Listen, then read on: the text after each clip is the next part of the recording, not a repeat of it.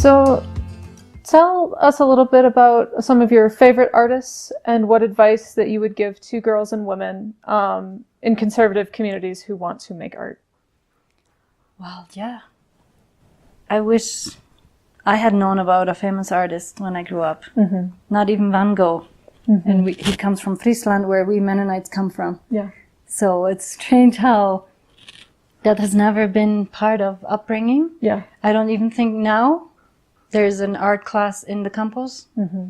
in the private schools that have even the artist lists. Yeah. And I believe a lot of it is because when you look through art history, you see more female nude than not. For sure. So I think it's the female nude that's limiting the art history in schools. Yeah, yeah. Because it's from the world, it's bad, and our kids are not supposed to draw that. Yeah.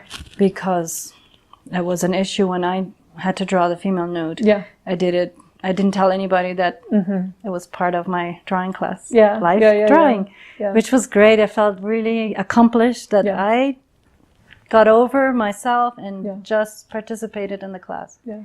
And I believe that's probably the reason why we don't have art in the schools. Yeah. Or because we are too practical and functional. And so that's why we never learn about famous artists and names. Yeah. And I still think it's important to have references to artists. Because my first painting was the Rocky Mountains or a tiger in the jungle. And that's what everybody still paints.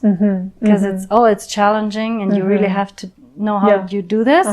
It's skill, but it's nothing local. It's not a topic that happens around here. Because once I wasn't competing from the public school to the paint, and I didn't even know why I painted the scene, but I won my first prize. Yeah. So I could go into the state and compete, and I did a great job, but I painted a tiger in the jungle. Yeah. And the guy that won, he painted Chihuahua scene with the ceramics of Mata Ortiz. Yeah. And I said, why did this guy win, and look at my tiger? So much better. Yeah. And then I was explained, well, you're a Menonita and you didn't paint, you painted a tiger from India. Yeah.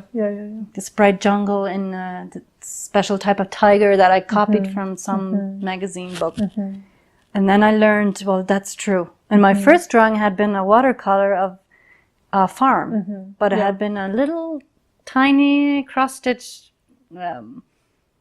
advertising from a Sears catalog of my auntie. Yeah. And I enlarged it, and it was a farm with chickens. Yeah.